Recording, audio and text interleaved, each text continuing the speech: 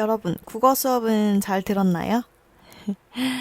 6교시 도덕 시간에는 나의 감정을 알아차리고 다른 사람의 감정을 존중하며 표현하는 방법에 대해서 공부해 보도록 할 거예요. 이 글은 수빈이라는 친구가 하루 동안 겪은 일을 일기로 적은 건데요. 수빈이의 일기를 읽어보면서 내가 만약에 수빈이였다면 어떤 감정을 느꼈을지 생각해보고 수빈이가 자신이 느낀 감정을 어떻게 표현하고 있는지 파악을 하면서 글을 읽어볼 거예요.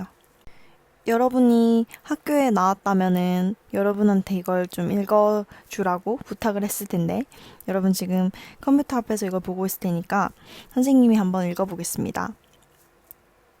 오늘은 수학학원에 가는 날이다. 나는 수학을 잘 못하기 때문에 수학학원에 가는 것도 좋아하지 않는다. 학원에서 수학 문제를 풀고 채점을 하는데 역시나 50점 정도밖에 받지 못했다.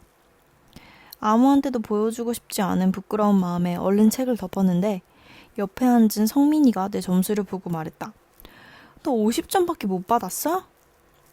나는 다른 친구들 앞에서 내 점수를 가지고 놀린 성민이에게 너는 얼마나 잘한다고 그러냐? 니 거나 잘해! 라고 소리를 질렀다. 성민이와 싸우고 집에 돌아왔다. 집에 돌아오자마자 엄마가 심부름을 시키셨다. 수빈아, 집 앞 슈퍼에 가서 두부 좀 사올래? 기분이 안 좋았던 나는 괜히 엄마한테 심술을 부렸다. 엄마는 왜 맨날 나한테만 심부름 시켜? 엄마가 나가서 사오면 되잖아. 나는 방문을 쾅 하고 닫았다. 그렇게 나 혼자 방 안에 있는데 엄마가 노크를 하고 들어왔다. 수빈아, 오늘 학원에서 무슨 일 있었니? 엄마가 오늘 있었던 내 얘기를 천천히 들어줬다. 오늘 수빈이가 많이 힘들었구나. 엄마가 수빈이 기분 몰라줘서 미안해. 엄마의 말에 오늘 하루 쌓인 화가 사르르 풀렸다. 그리고 오늘 하루 내 행동을 돌아보게 되었다. 내가 그렇게 말하지 않았다면 어땠을까? 내가 조금만 더 생각하고 주변 사람을 대했다면 어땠을까? 여러분, 선생님이 방금 읽어준 수빈이의 일기 잘 들었나요? 수빈이가 어떤 감정을 느꼈던 것 같나요? 성민이가 수빈이의 수학 점수를 가지고 놀렸을 때는 부끄러운 감정이 들었던 것 같아요. 그리고 속상했겠죠. 그렇게 싸우고 집에 돌아왔는데 엄마가 바로 심부름을 시키니까 엄마는 내 마음을 몰라준다고 생각하고 슬펐을 거예요.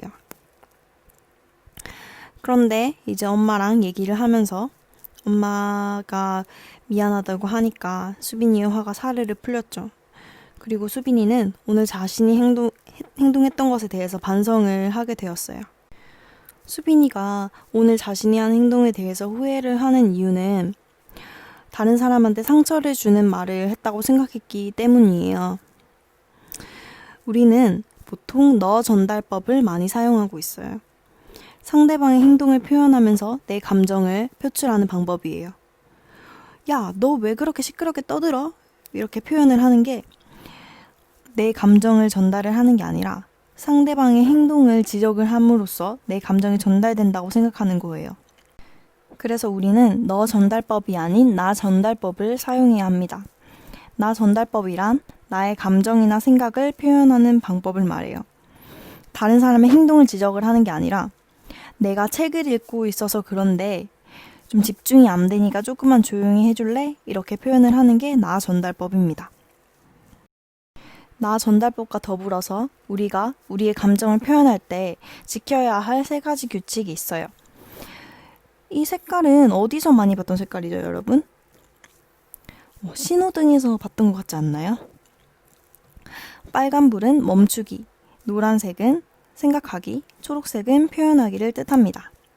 우리가 우리의 감정을 표현하기 전에는 수빈이처럼 감정이 먼저 앞서는 게 아니라 먼저 멈춰서 그 행동은 그렇게 말하는 게 맞는지 생각을 해보고 충분히 생각을 한 후에 표현을 하는 거예요. 바로 내뱉는 게 아니라 먼저 멈추는 것으로서 우리는 감정과 욕구를 일단 가라앉히고 진정을 할 수 있습니다. 그리고 잠시 멈춰서 생각을 해봄으로써 내가 이렇게 말을 했을 때 어떤 상황이 일어날지 내가 잘하고 있는 게 맞는지 이런 고민을 하는 과정을 가질 수 있습니다. 충분히 생각을 하고 나서 우리는 상대방의 입장을 존중하면서 우리의 마음을 성숙하게 표현을 해야 합니다. 오늘 활용할 대화법은 바로 이것이에요. 4가지 단계가 있는데 첫 번째는 관찰, 두 번째는 느낌, 세 번째는 바라는 것, 네 번째는 부탁을 적는 것입니다. 여기 나와 있는 대로 예시대로 적어주면 돼요. 네가 뭐 하는 것을 보고 나는 어떤 느낌이 들었어. 왜냐면 나는 무엇을 바라기 때문이야. 네가 어떻게 해줬으면 좋겠는데 해줄 수 있겠니? 이런 식으로 적어주면 됩니다.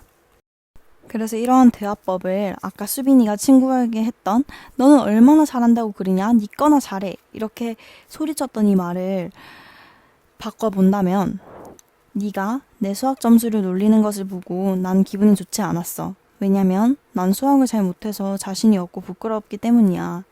친구들 앞에서 내 수학 점수 이야기 좀 안 해줄 수 있겠니? 이렇게 표현을 하는 거예요. 이렇게 표현을 하면 상대방도 덜 상처를 받고 나도 그렇게 말을 했다는 거에 대해서 후회를 안 할 수 있겠죠. 이렇게 해서 오늘의 과제는 선생님이 첨부한 학습지에 나타난 갈등 상황을 보고 이 4가지 단계의 대화법을 활용해서 답안을 작성해주면 되는 거예요. 도덕 시간까지 과제 잘 작성해서 찍어서 클래스팅에 올려주시기 바랍니다. 수고 많았습니다, 여러분.